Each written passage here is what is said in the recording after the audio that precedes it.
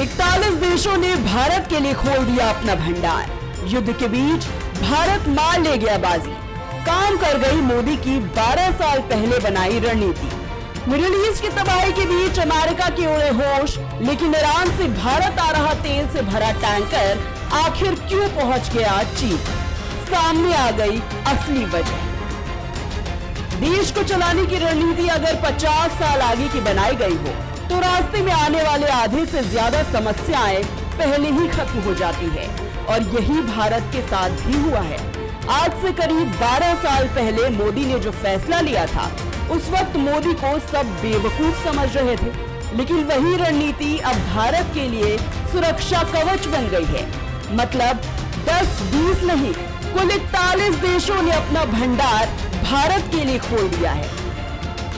ये सब कुछ कैसे हुआ और भारत आगे क्या करने वाला है, उससे पहले आपको बताते हैं कि आखिर ईरान से तेल भरकर लौट रहा भारत का ये टैंकर चीन कैसे पहुंच गया। इस समुद्री जहाज का नाम है पिंगशून, जो ईरान से तेल लेकर भारत के गुजरात आना था, लेकिन अचानक ये चीन की तरफ मुड़ गया। 2019 के बाद से भारत ने ईरान से कच्चा तेल लेना बंद कर दिया था।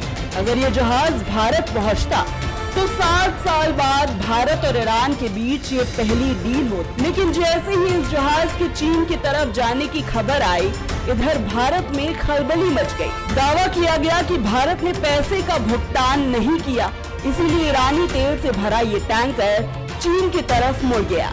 लेकिन अब इस पर भारत सरकार ने जवाब दिया है। ये भी बताया है कि आखिर ऐसा क्यों हुआ और इसके पीछे की असली वजह क्या है। भारत के पेट्रोलियम और प्राकृतिक गैस मंत्रालय ने बताया है कि तेल के कारोबार में जहाजों का रास्ता बदलना सामान्य प्रक्रिया है। कई बार समुद्र में ही व्यापारिक और संचालन संबंधी कारणों की वजह से ऐसा करना पड़ता है।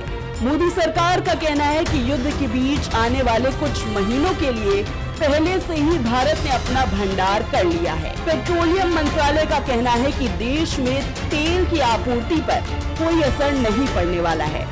ऐसे में ये जहाज भारत लौट कर आएगा या क्या होगा, इस पर नजर रहेगी। लेकिन असली खबर अब आपको बताते हैं कि जिसकी चर्चा पूरी दुनिया में हो रही है और सबसे ज्यादा अमेरिका में ट्रंप अपना सर पटक रहे हैं।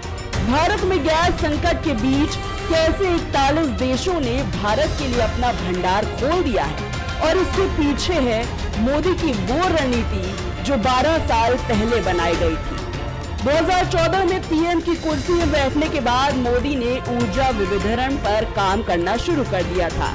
इसे सरल भाषा में समझे तो इसका मतलब है कि सिर्फ एक देश के भरोसे या फिर किसी एक ऊर्जा स्रोत के भरोसे नहीं रहना है।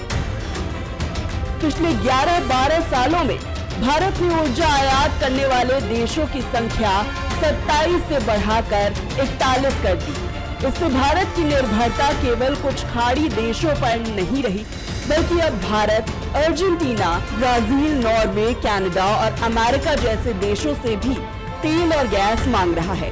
ये जानकारी खुद मोदी ने संसद में दी है।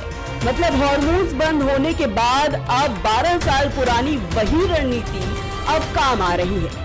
पिछले कुछ सालों में जब मोदी गुयाना, नाइजीरिया जैसे छोटे देशों में पहुंचे तो विपक्ष ने मजाक उड़ाया था कि आखिर इतने छोटे देशों में क्या करने पहुंचे मोदी, क्योंकि मोदी से पहले यहाँ भारत का कोई भी पीएम नहीं गया था। अब वही देश भारत के काम आ रहे हैं। अगर पहले रणनीति नहीं बनाई गई तो शायद आज और ज्यादा मुसीबत भारत पर खड़ी होती। अमेरिका को लगा था कि हॉर्मोन्स बंद होने के बाद भारत तेल गैस नहीं पहुंचा पाएगी और भारत भी अमेरिका का साथ देने के लिए युद्ध में आएगा।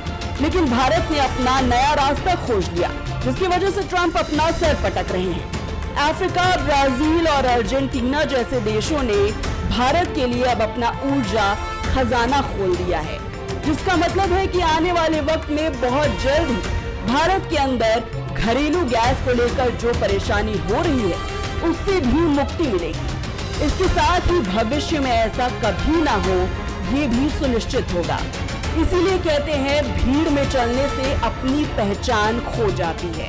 अगर मोदी ने 12 साल पहले रास्ता ना बनाया होता तो शायद भारत में ऊर्जा संकट और बढ़ गया होता। अमेरिका जब भी किसी युद्ध में उतरता है तो उससे पूरी दुनिया में असर होता है। पाकिस्तान में तो डीजल पेट्रोल 500 रुपए लीटर से ज्यादा कीमत पे बिक रहे हैं और गैस के दाम 4000 से ज्यादा है। लेकिन भारत के साथ हुई डील की वजह से 27 की जगह अब 41 देशों से गैस तेल आएगा। भारत के इस कदम पर आप क्या कहना चाहेंगे? अपनी राय जरूर दें। Bureau report, prime TV.